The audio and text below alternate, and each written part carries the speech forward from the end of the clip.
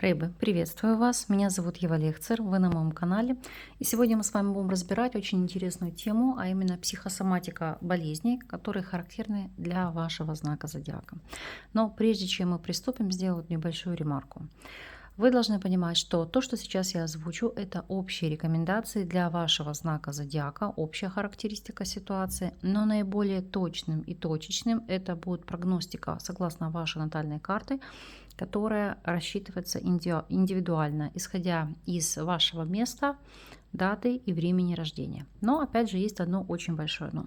Несмотря на массу бесплатных ресурсов, где вы можете безоплатно построить свою натальную карту, нужно быть на 1000% уверенным в точности времени вашего рождения. Потому что даже если у вас сохранились какие-то данные, там родители вам передали бирку или озвучили вам время рождения, не всегда это является истиной. Поэтому и асцендент у многих неверно рассчитаны, или в принципе, вообще может быть исконно отличаться ваша характеристика от того, что есть на самом деле. И болезни в том числе. Поэтому имеет смысл для того, для кого это актуально, обратиться к астрологу, просчитать ректификацию, потом уже, возможно, будете строить себе натальную карту. Итак, почему же мы будем анализировать вопрос психосоматики заболеваний с точки зрения астрологии и таро? Потому что еще до 18 века изучение астрологии и ее связи с человеческими органами, она, в принципе, входила в программу профессиональной подготовки врача. Конечно же, современная медицина не прибегает к помощи астрологии, но астрология и аналитика на таро, они по-прежнему способны дать нам ответы на многие вопросы, которые касаются нашего состояния здоровья. Итак, какую же полезную информацию вы сможете взять из своего натального гороскопа, натальной карты, и на какие вопросы вы можете получить ответы, исходя из здоровья. Но прежде чем определить предрасположенность к заболеваниям, нужно понимать, что не только стоит ориентироваться на солнечный знак, так как на состояние здоровья влияют и следующие факторы. Первое. Конечно же, да, знак зодиака, в котором находится Солнце. У вас это 12-й дом, вы у нас отвечаете за завершение жизненного цикла, поэтому у вас Солнце в рыбах и, соответственно, все болезни, которые будут соотноситься с вашим знаком. Далее, знак, который является противоположным знаку вашего рождения, или это еще называется знак, который находится в оппозиции к солнечному. У вас в оппозиции к солнечному находится 6-й дом гороскопа, это знак зодиака Дева. Асцендент, или иными словами восходящий знак, потому что асцендент, он во многом определяет внешность, общее физическое состояние и наше здоровье в целом. Плюс, если мы будем анализировать натальное поле вашего гороскопа, то это один из домов, где у вас будет стеллиум. Стеллиум – это группа из 3 или большего количества планет.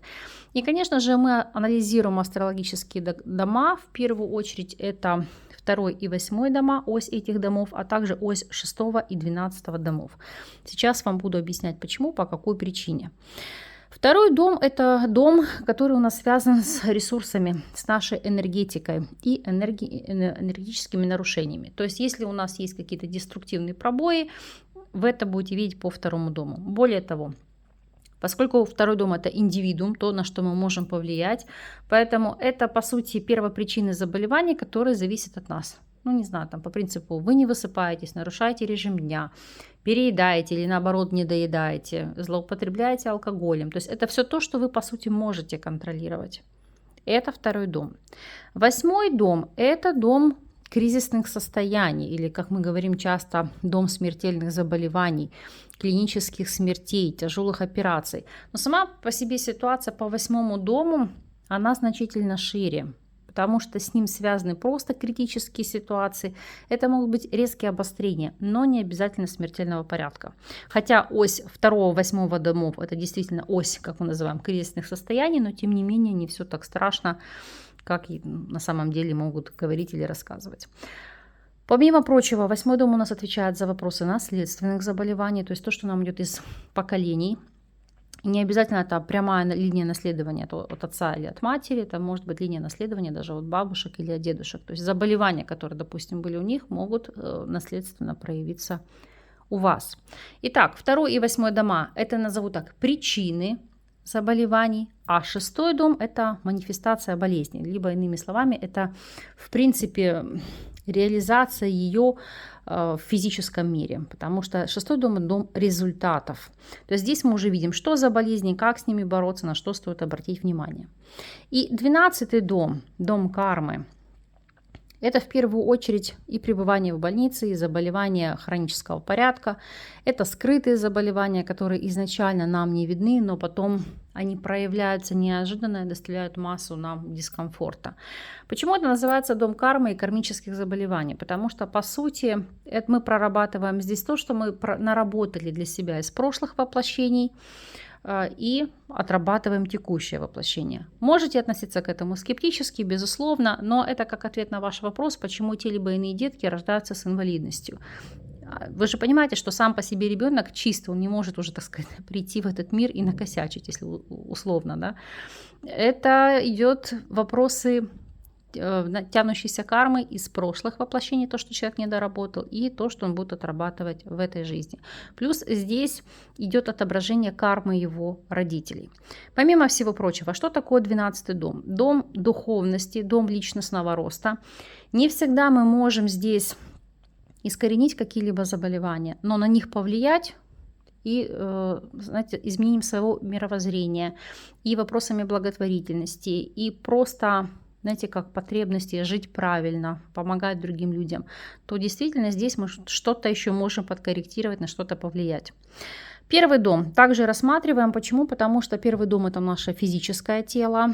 Еще одна особенность по нему проходят травмы.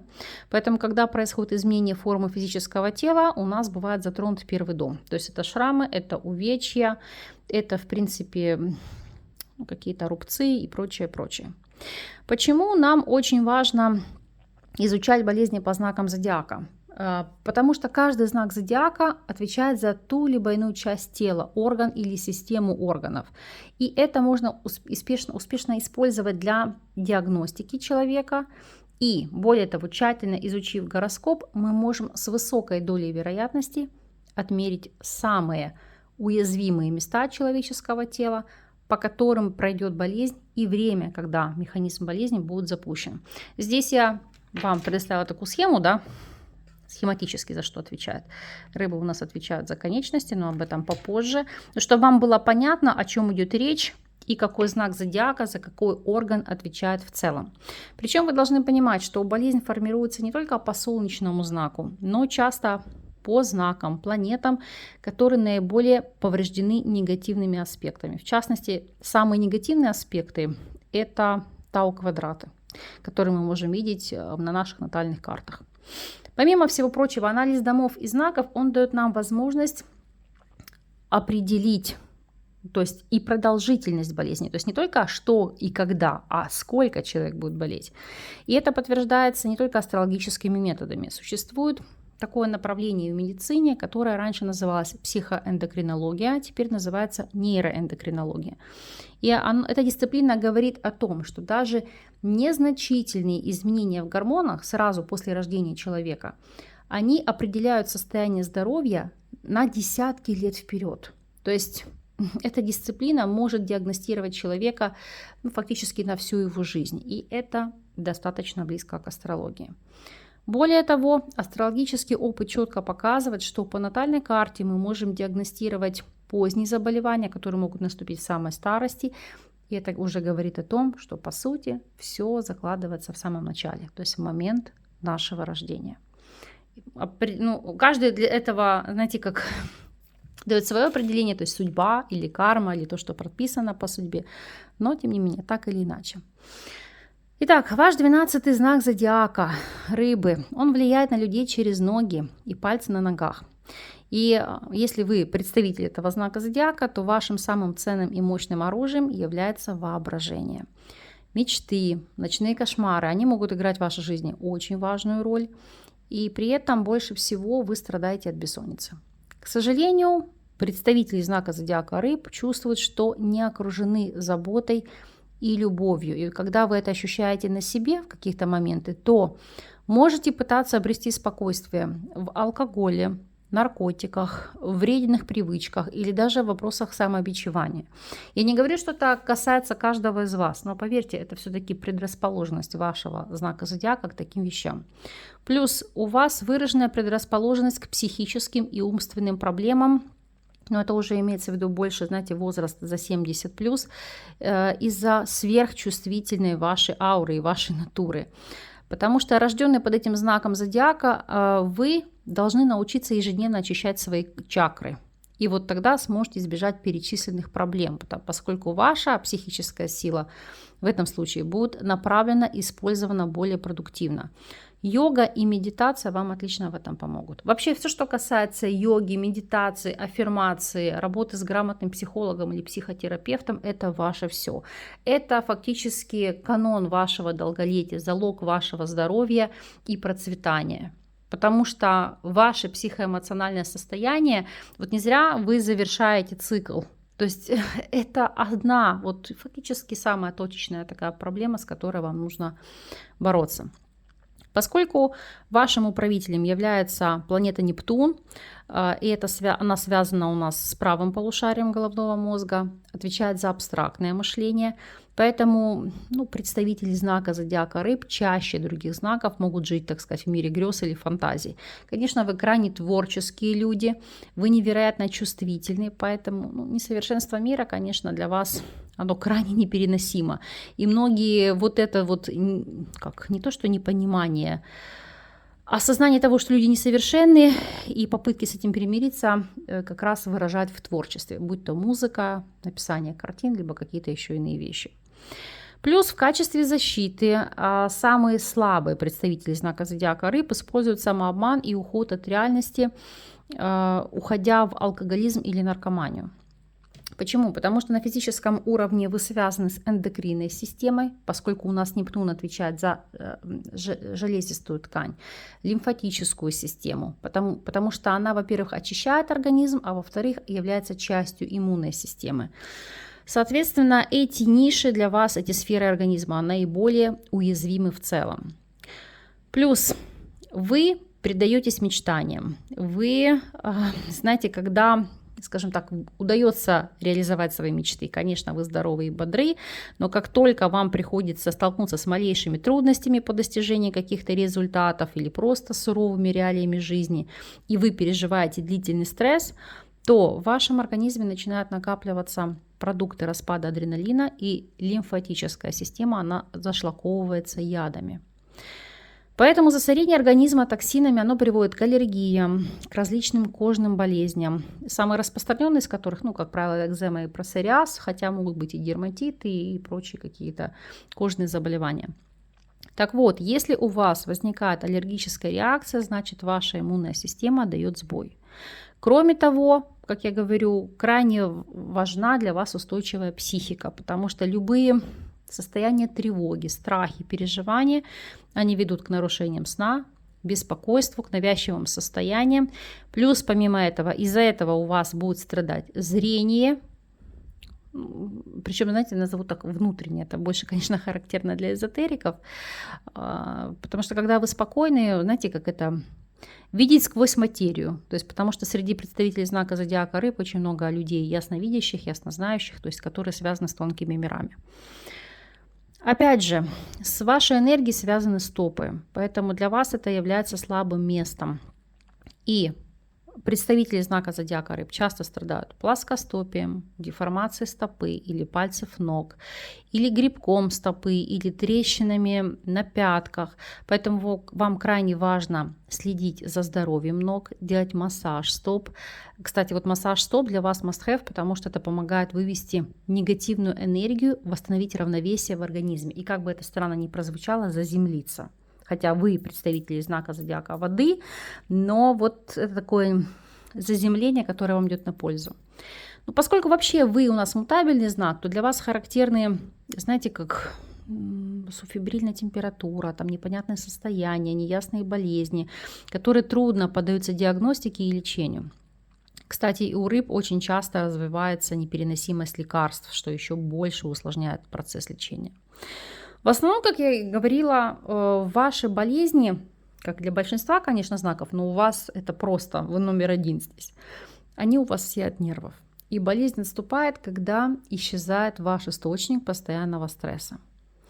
Если у вас в личном натальном гороскопе нет негативных аспектов к Нептуну или вообще к вашему знаку, то чаще всего вы найдете способ выкрутиться из любой неприятной ситуации. Плюс вы не должны терять веру в то, что вы имеете тыл и опору даже в самых сложных ситуациях.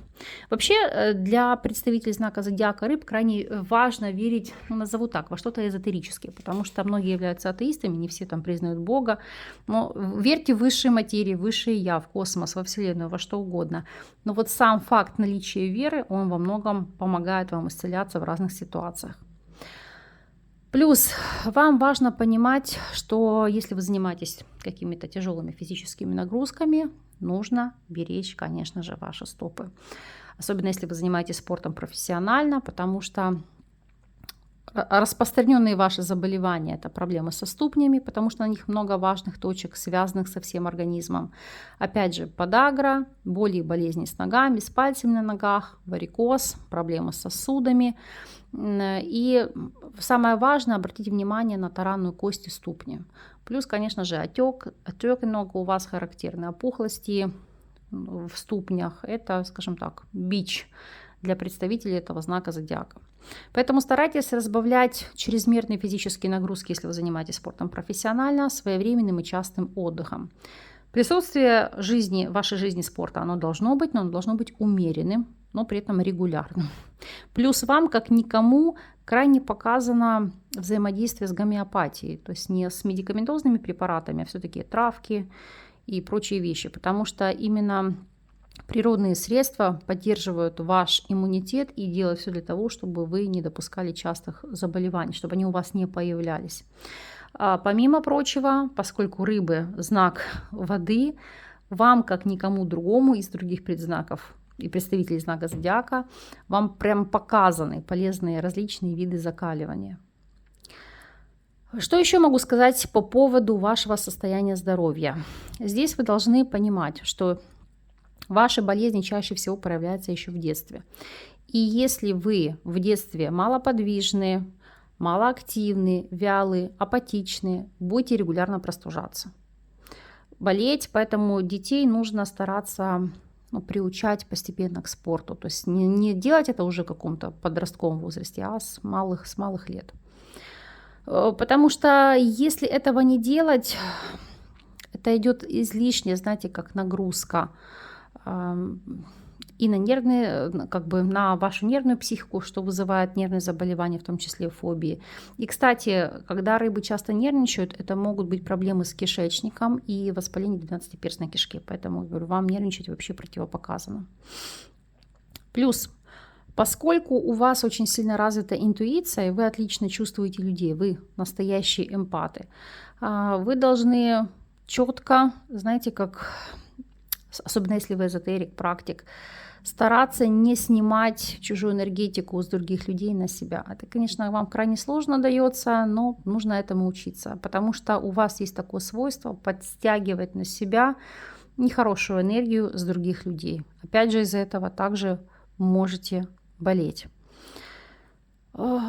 Здесь, если смотреть, скажем так, компенсаторику по вашей ситуации, по вашему состоянию здоровья. Во-первых, это частое омовение водой. Вам это показано, потому что вода с вас снимает весь негатив, весь деструктив. Более того, она вас успокаивает эмоционально.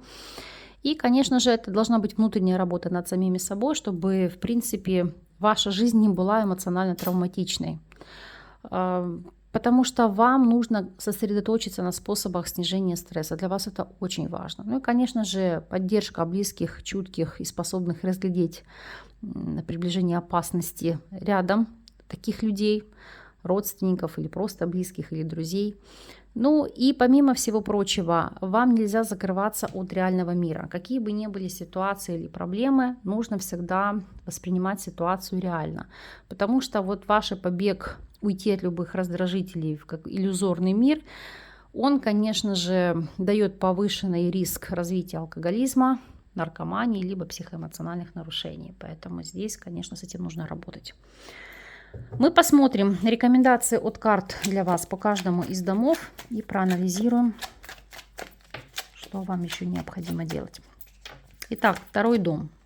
Второй дом – это король монет. Это быть более стабильными, заземляться. То есть, что такое заземление? Это структура.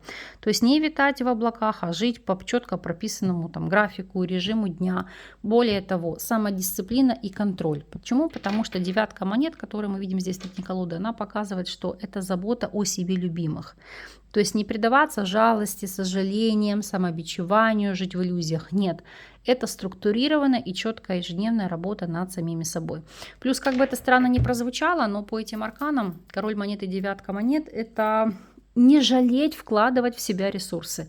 В особенности, если это касается вопросов здоровья, профилактики здоровья, опять же, каких-то манипуляций, которые укрепляют ваше состояние здоровья, будь то, повторюсь, сессия с психологом, курс массажа, или вы тратитесь на тренера индивидуального, на какие-то индивидуальные занятия. То есть это все то, что действительно укрепляет и стабилизирует ваше состояние здоровья в целом. Анализируем с вами 8-й дом. Так, по тузу мечей. Ну, туз мечей у нас в первую очередь, поскольку у нас 8-й дом, дом кризисных состояний. Что такое туз мечей? И дно колоды у нас десятка чаш. Если здесь смотреть наследственные вопросы, наследственные заболевания, то, как правило, это какие-то острые состояния. Сейчас я спрошу, с чем они у вас связаны, потому что туз мечей – это то, что проявляется. Но по четверке монет это кожаные покровы. То есть действительно могут быть высыпания, псориаз, аллергические реакции. То есть вопросы аллергии, которые нужно будет решать медикаментозно. По тузу мечей это как бы прокалывать, да, какие-то препараты по рекомендации врача. Опять же, если смотреть на эти арканы, туз мечей в 8-м доме. Это ситуация, когда вы сами можете себя довести до летального исхода или кризисного состояния, если вы, ну, простите меня, являетесь наркозависимым человеком. И здесь не просто, скажем так, соли, кокс, какие-то амфетамины. Здесь непосредственно, говорю, внутривенное введение препаратов. Поэтому, пожалуйста, будьте с этим крайне осторожны. Потому что 8-й дом – это, опять же, видите, первопричина. Если мы будем смотреть ситуацию по 6-му дому. По 6-му дому. 6-й дом у нас падает аркан жрица. Жрица – это когда вы внутренне ощущаете, что есть заболевание, но вы боитесь его диагностировать. По принципу, пусть я знаю, что болит, но пусть оно будет скрыто. Почему? Потому что вы по суду очень сильно боитесь вопросов рецидива каких-либо заболеваний. Того же псориаза, который может быть в спящей форме, или же, может быть, там ринитов, или каких-то моментов, опять же, там отечность ног, нарушение вопросов кровотока, лимфотока. Это по принципу я и так все знаю, я знаю, где собака порылась, в чем проблема, но как-то на это нет времени и сил. Вот это, конечно, нужно пытаться искоренить и найти к этому иной подход. Но сейчас даже дотяну. Конечно же, вы будете парировать, что нет, не все представители знака зодиака рыб таковыми являются. Я понимаю, что во многом вы будете правы, но жрица и двойка мечей – это попытки закрыть глаза на происходящее. Закрыться, отсечь от себя ту информацию, которую, по сути, вы и так знаете. То есть основная из проблем, почему идет проявление серьезно тех либо иных заболеваний, потому что, ну, знаете как, слишком поздно вы ими занимаетесь. И посмотрим с вами 12-й дом. Что по 12-му дому проходит у вас? По 12-му дому у вас здесь ложится пятерка чаш. То есть вашим бичом, вашей самой уязвимой точкой является психоэмоциональное состояние. Пятерка чаш – это быть в подавленном состоянии, карта траура, горя, потери или ситуация, что там вы себя накручиваете, что там вы никому не нужны, не важны. Это попытки залить свои негативные эмоции или заглушить негативные эмоции. А вот чем каждый для себя выбирает сам. Да?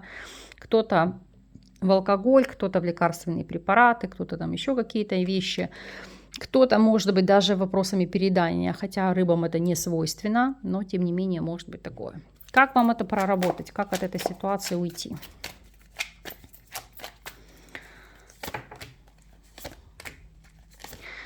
Паж монет, звезда и падает тройка мечей. Кстати, забыла вот еще сказать о чем.